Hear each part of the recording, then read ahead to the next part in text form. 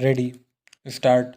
Mr. Vice Chairman, Sir, I rise to lend support to the resolution moved by my friend with full heart where it is very correct that the present legal system of India is not an effective instrument of social change as it is not a very effective instrument of social change. Naturally, it cannot provide social economic justice to the weaker sections of people, to the underprivileged people who from the majority in India. Sir, we all know that the old order change yielding place to new. Change is the only changing thing in this constantly changing universe. It is not a very happy thing that although we attained independence in 1947 till today we are guided by Anglo-Saxon jurisprudence. We all know that India is a socialist country and goal of socialism has also been embedded in our constitution. Can you achieve this socialistic goal through the present legal system? This is my question. I am sure none can give an affirmative answer. It is a very common complaint among the poor sections of the people of India, the downtrodden masses, the toiling masses, the people who cannot pay for costly litigation that are very scared of going to the court. First, they are ignorant, then, they have no money, they are very poor. The court of law for them is a sort of jigsaw puzzle.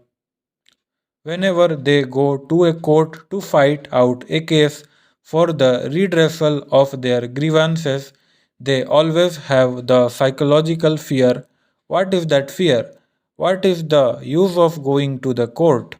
If I go to the court to fight out a case for it will take 3 years to 10 years or maybe 20 years, who knows? So, this inordinate delay in the dispensation of justice is a great hurdle for the poor people who cannot fight our costly cases, and even when they do go to the court, the poorer sections of people have to pay high fees to the lawyers.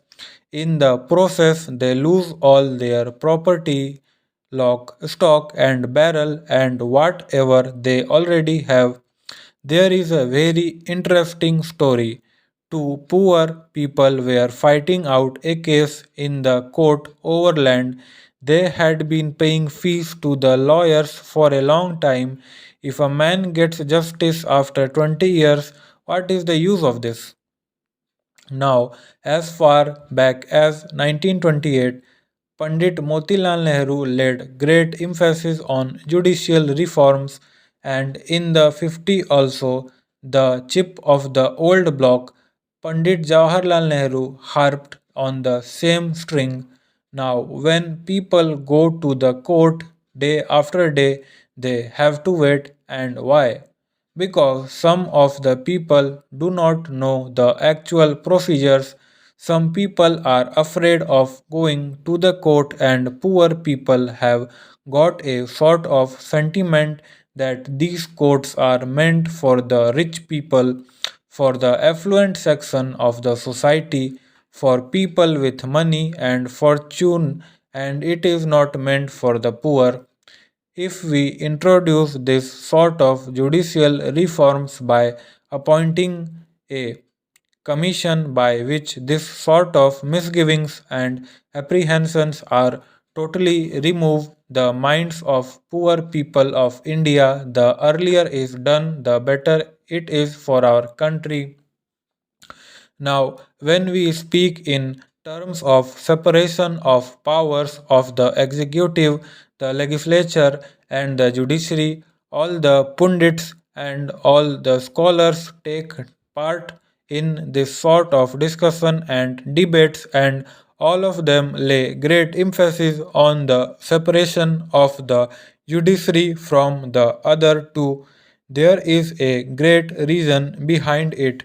It is very important to know that the judiciary must be kept separate from the executive and the legislature, but the judiciary must be free not in words but in reality. The judiciary has got to be free.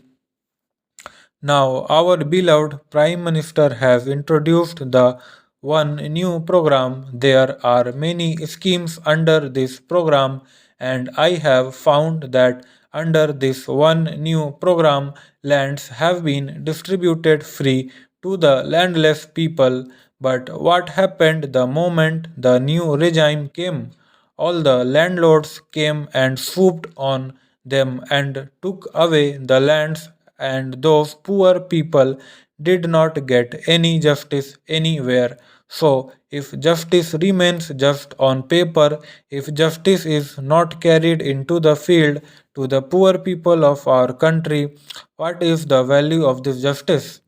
I don't find any meaning in it. So, justice has got to be made effective, substantial, and cheap, and its dispensation must be very fast. Now, I have gathered this knowledge that the National Law School of Bangalore has recommended that the law course should be for 5 years. I do not understand the reason behind it. 5 years is a very long, and most of the poor parents cannot afford to defray the educational expenses of their sons and daughters who will have to pursue their study for 5 long years. Stop.